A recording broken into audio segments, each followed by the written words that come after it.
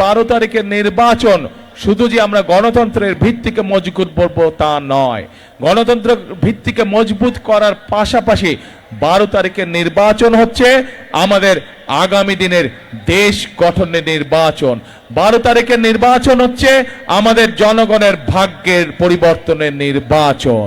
কাজেই আমাদেরকে প্রিয় ভাই বোনেরা এখন সামনের দিনে দেশ গঠন করতে হবে।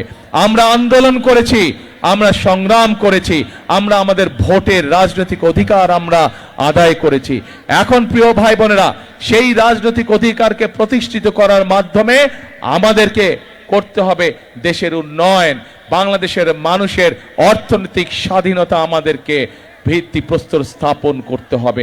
অর্থনৈতিক স্বাধীনতা দল মত নির্বিশেষে, শ্রেণী পেশা নির্বিশেষে প্রত্যেকটি মানুষ যাতে অর্থনৈতিকভাবে স্বাধীন হতে পারে আমাদেরকে সেই ব্যবস্থা নিশ্চিত করতে হবে প্রিয় ভাই বোনেরা।